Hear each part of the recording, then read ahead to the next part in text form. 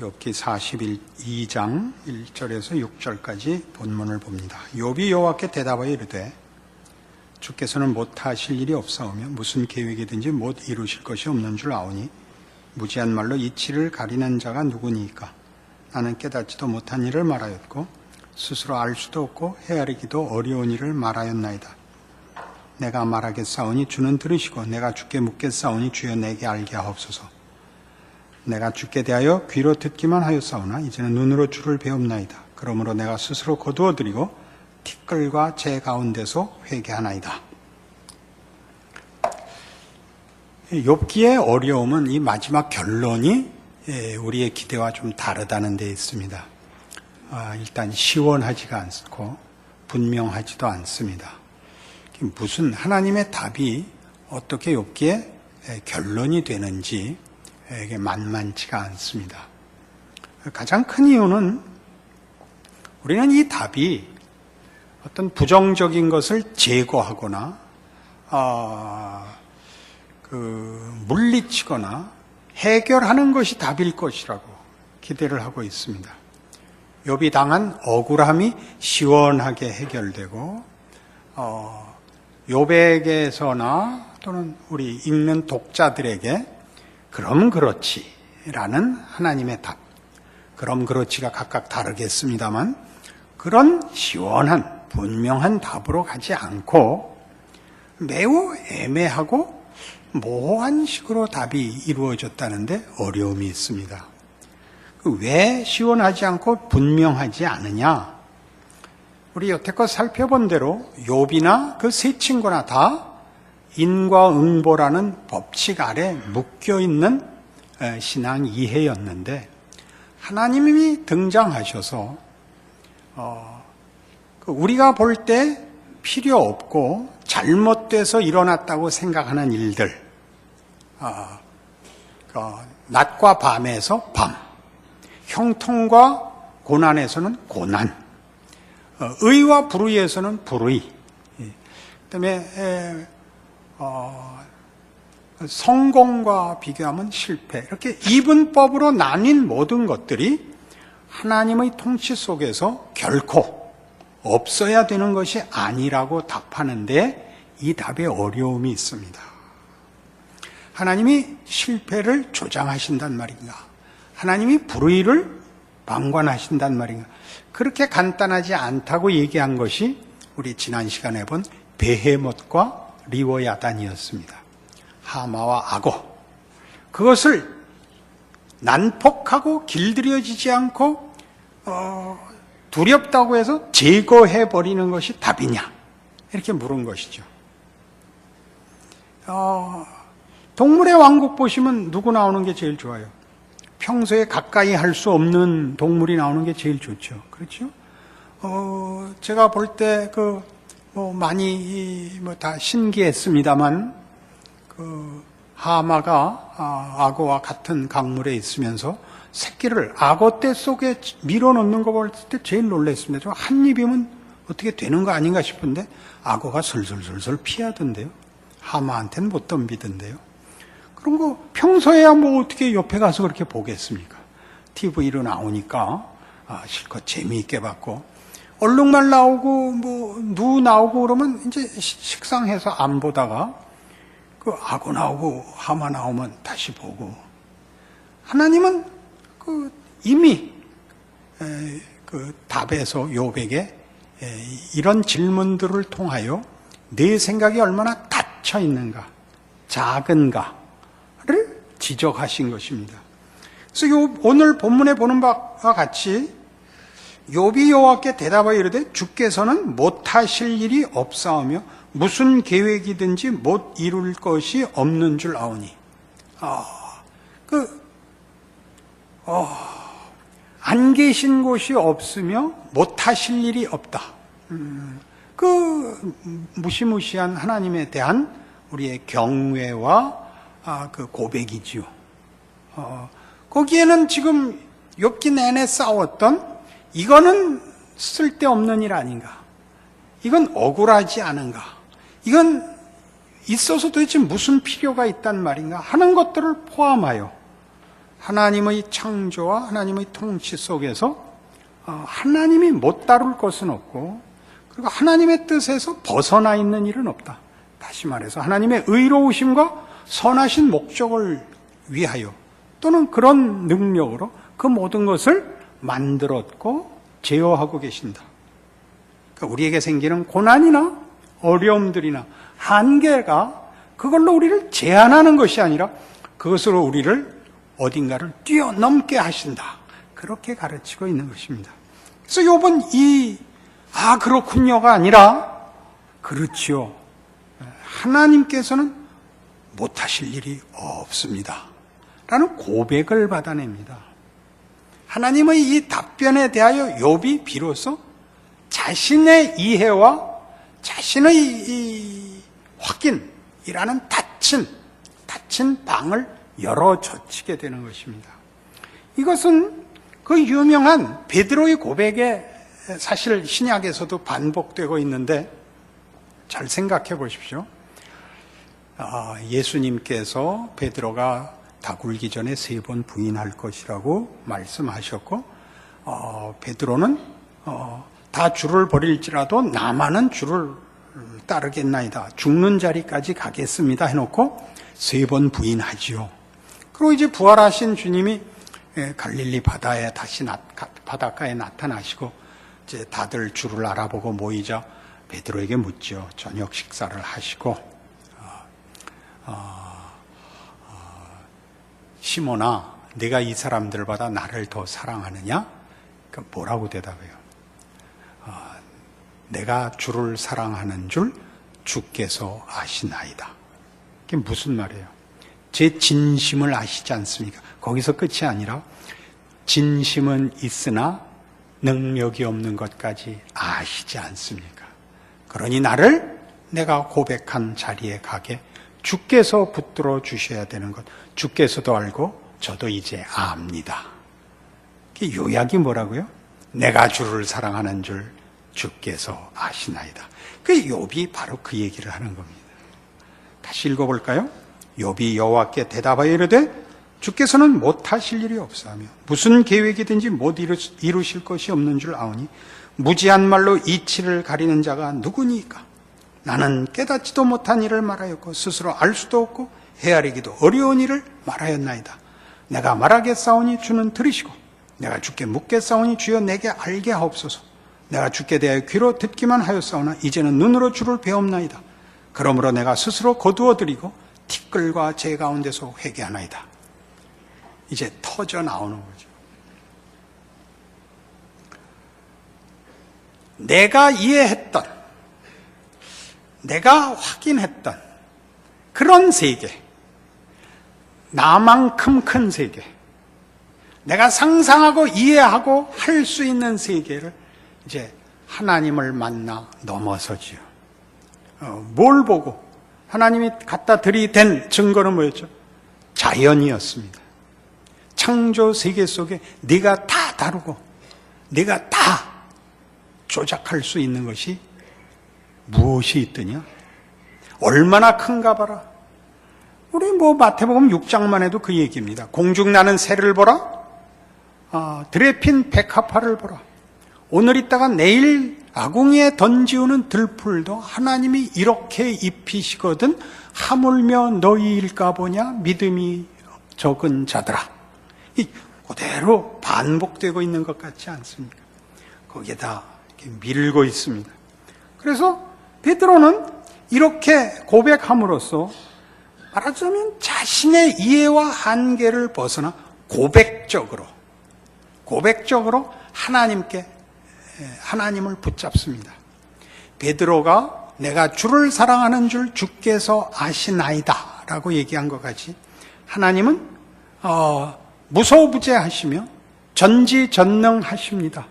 그러니 나를 붙잡아 내가 겪은 한계와 무지했던 모든 것을 주께서 합하여 선을 이루어 주시지 않는다면 우리에게는 답이 없습니다. 라고 이제 자신을 갖다 바칩니다. 자신의 한계를 이렇게 인정하고 하나님께 자신을 갖다 묶는 것이 어디에 가장 극명하게 하나님께서 우리에게 확인시키느냐 하면 창세기 22장에서 이렇게 확인시킵니다. 창세기 22장은 아브라함이 이삭을 바치는 장면입니다.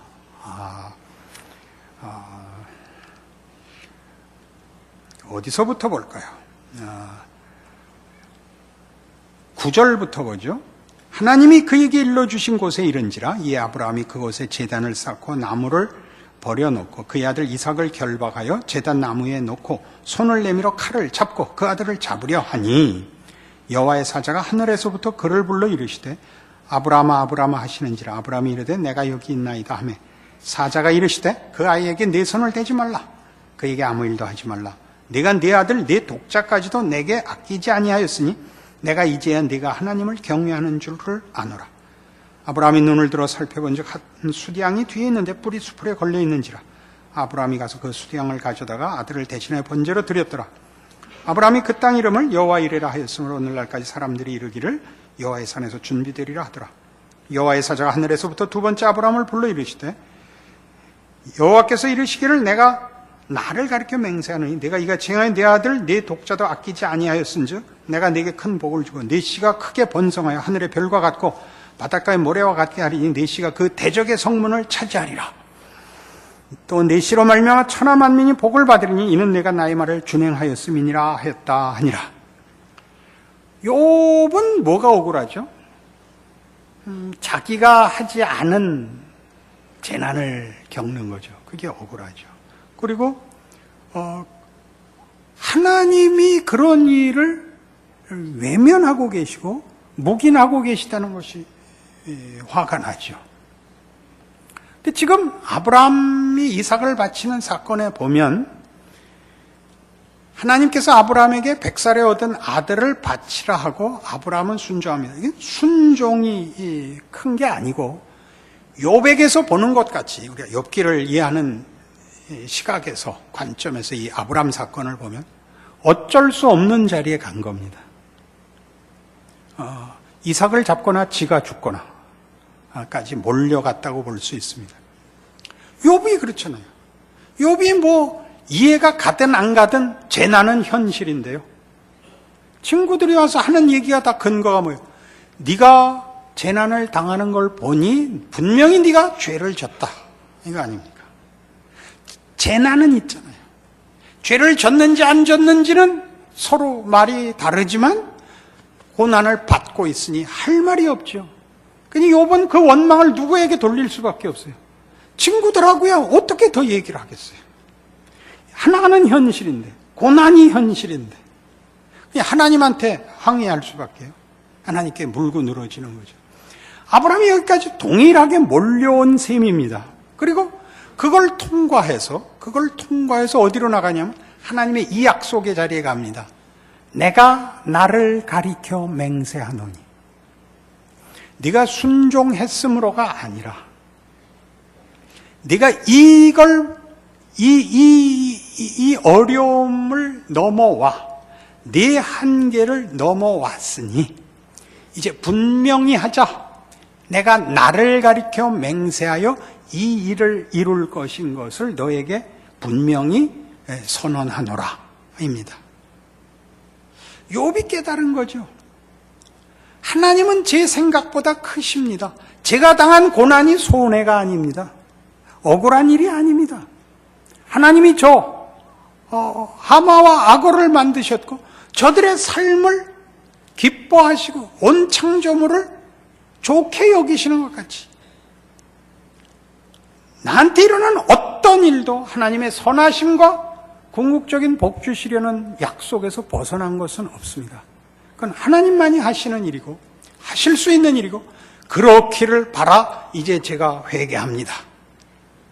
이게 이제 욥의 답이에요. 그러니 무지한 말로 이치를 가리는 자가 누구냐와 내가 나를 가리켜 맹세하노니가 이렇게 대조를 이루는 거죠. 하나님은 뭐라 그랬다고요? 무소부재하시며 전지전능하십니다. 거기 가니까 우리로서는 같은 자리에 있을 수 없는 것이 묶이는 거예요. 그래서 묶이는 거예요. 우리가 글을 읽으면 그 행간을 읽어야 된다 이런 말 들으시죠? 그물로 고기를 잡으면 그물보다 그 빈자리가 역할이 크죠. 그물로 잡는 건지 빈자리가 잡는지 모르게 되죠. 빽빽하게 만들면 못 잡죠.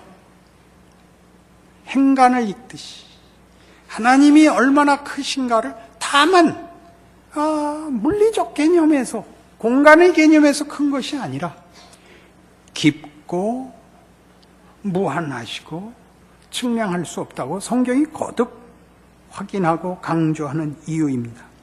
그래서 이제 이 중요한, 오늘 본문에서 가장 중요한 고백, 욥기 42장 6절에 있는 거지. 그러므로 내가 스스로 거두어드리고 티끌과 재 가운데서 회개하나이다 나오는 겁니다. 티끌과 재 가운데서 회개한다는 건 뭐죠? 이 낮아진 자리, 이 고난의 자리에서 다시 일어섭니다. 하나님의 통치와 선하신 뜻 아래서 어느 것도 헛된 것도 몹쓸 것도 없습니다. 모든 것이 같이 있습니다. 티끌과 재도 같이 있습니다. 내가 그 자리에서 일어설 수 있습니다. 내가 티끌이고 재에 불과하더라도 상관없습니다. 일어서겠습니다. 왜? 하나님은 창조주십니다. 이 고백이 나오죠. 그래서 더 깊이 내가 이 자리에서 일어설 뿐만 아니라 이것으로서 일하는 것을 인정합니다. 까지입니다. 왜? 우린 신약을 갖고 있으니까. 신약에서 뭘 했길래요?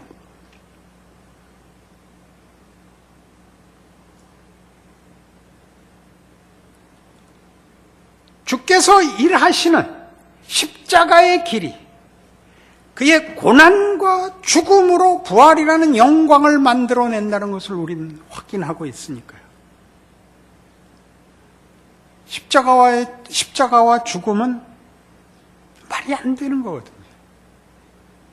창조주가 피조물들에 의하여 모욕을 당하고 저들의 결정대로 자신을 맡겨 저들의 손에 넘겨져 죽는 거죠.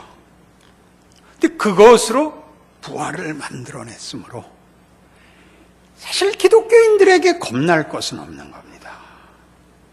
성경 어디에서나 발견되는 공통된 성경의 강조들입니다. 그러나 우린 여길 겁을 냅니다. 겁을 내죠. 내가 아는 조건을 갖고 있어요. 내가 아는 방법을 사용해야만 된다고 믿으니까 하나님의 일하심이 늘 부족하게 여겨지는 것입니다. 더 많이 울어야 답을 주시는 건지, 무언가 더 많은 조건을 만족시켜야 해결이 되는지, 그 깊은 그 고를 메우지 못하고 많이 표현하듯이 그 체념과 불안 속에 신자의 인생을 보내는 것을 너무나 많이 보고 있습니다. 나에게 억울한 일이 생긴 것만 문제가 아니라 나의 부족, 실제로 나의 부족한 것까지 하나님이 나를 만드시는데 쓰신다. 예수님께서 인간으로 오시는 거니까요. 죽을 수 있는 연약한 자리에 오는 거니까 티끌과 재 가운데서 일어날 수 있습니다.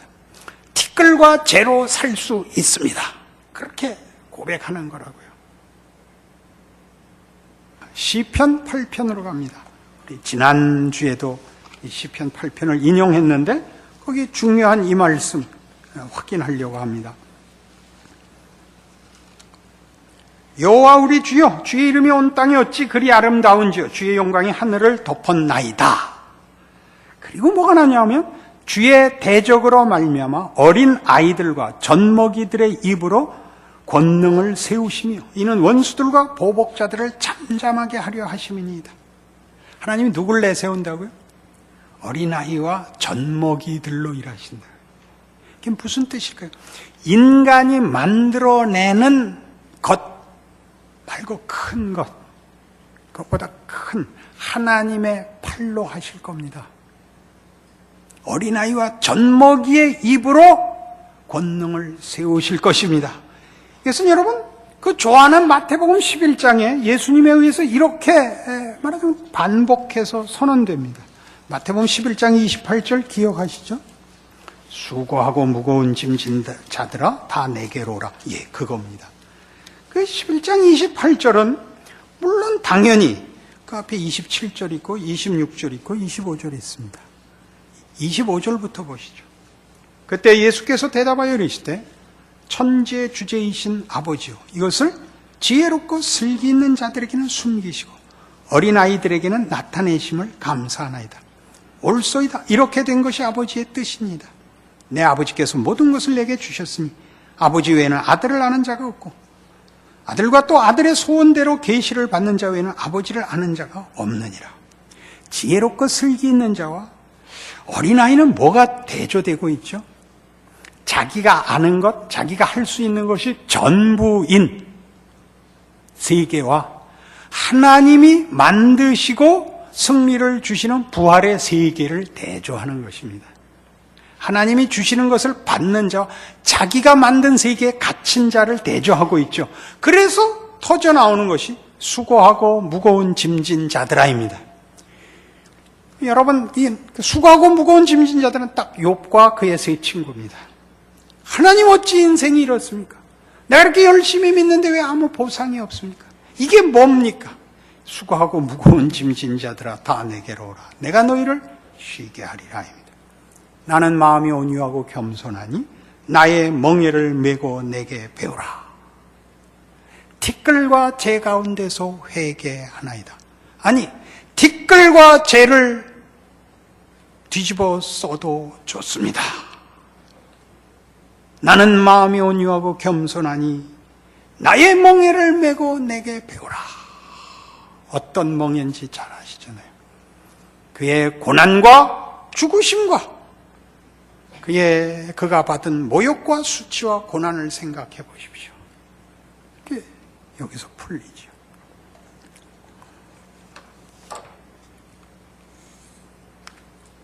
이사야 53장에 소개되는 메시아에 관한 예언.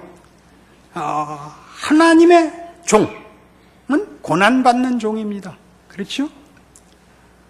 그는 자라나기를 연한 순 같고 볼품이 없어서 사람들에게 실어버린 바 되고 외면당했다. 이렇게 소개되고 있죠. 욥이 지금 그 길을 가면서 하나님 앞에 무슨 답과 무슨 하나님의 통치의 세계로 이렇게 넘겨지느냐? 그럼 정확히 이겁니다. 하나님의 일하심의 동반자로 부름받은 자인 것을 깨우치는 것입니다. 38장에 하나님이 등장하여 욥에게 한 것이 무엇이었죠? 네가 산염소에 새끼치는 것을 보았느냐? 들나귀 다 등장할 때 말하자면 이 창조 세계에서 욥은 하나님 옆에 서 있는 말하자면 손님 같았습니다. 여기서 손님이라는 건 대접을 받고 있는 입장을 말하는 것입니다. 너는 피조물이지만 너는 내 자식으로 세움을 받았고 너는 나와 함께 이 세상을 다스리도록 부름을 받은 자라서 저들과는 다르다 였다고요. 시작이. 하나님 통치가 얼마나 큰 걸 보여줬죠. 옳고 그른 것이 전부가 아닌 이분법의 나라가 아닌 하나님의 권능과 지혜와 선하심과 능력의 이 통치를 보여주십니다. 왜 그런 일을 보여주시죠?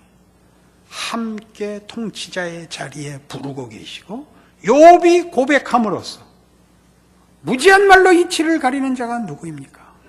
주께서는 무소부재하시며 전지전능하시니 주께서 못하실 일이 없나이다. 나를 붙드소서. 이렇게 넘어갔죠. 그 불러냄, 그 고백을 우리는 자유라고 합니다. 자신의 선택이란 말이죠. 강요받는 것이 아니라 납득하는 것입니다. 스스로 자원하는 것입니다. 그걸 하나님이 욥에게 요구했던 것입니다. 제랄드 젠슨이라는 욥기 주석서를 쓴 사람의 이 부분에 관한 아주 좋은 글을 약간 결론으로 발췌했습니다. 하나님의 일, 하나님을 섬기는 일에 고난당함과 고난으로 하나님을 섬기는 것과 고난으로 온전해지는 것을 욥기는 증언한다. 고난으로 하나님을 섬기고 고난으로 온전해지는 것은 우리 히브리서 5장에 나오는 그가 아들이시라도 받으신 고난으로 순종함을 배워서 온전하게 되셨은즉, 이라는 이 무시무시한 성경의 증언을 우리는 사실 잘 이해할 수가 없습니다. 그가 아들이시라도 받으신 고난으로 순종함을 배워서 온전하게 되셨은즉, 그 한 구약적 증거가 여기 욥에게서 그의 실제적인 삶에서 확인되고 있습니다. 하늘에 선포된 어떤 다른 개념, 주장, 권면이 아니라 실제 구체적인 한 개인의 인생 속에서 실체로 경험이 주어지고 한 실제 인격이 항복을 하는 자리로 증언대에 서 있는 것입니다.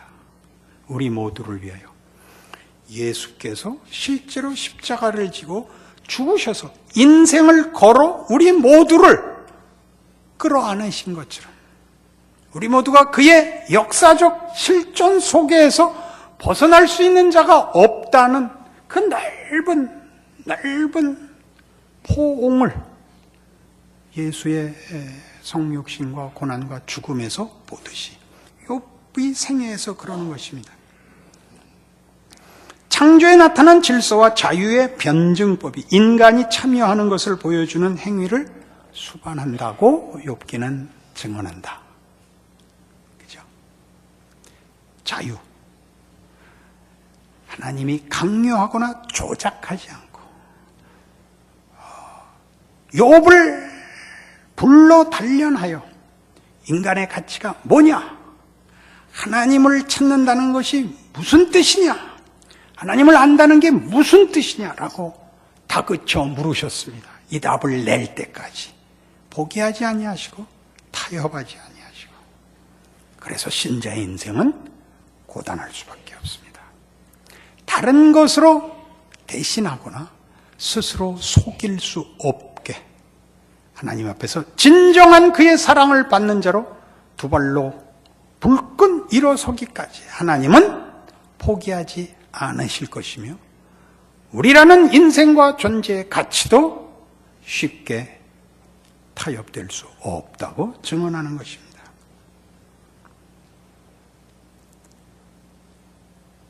하나님의 형상으로 지음을 받아 티끌과 재가 될 수 있으나 그것이 어떤 큰 것보다도 못지않게 하나님의 창조와 권능에 의한 자리라는 것을 깨달아 높고 낮고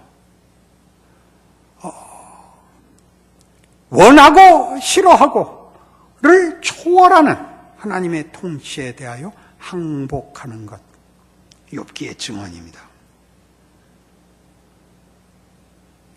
우리 안에 하나님이 우리를 한 독립된 인격으로 지으사 하나님의 명예를 부여하시고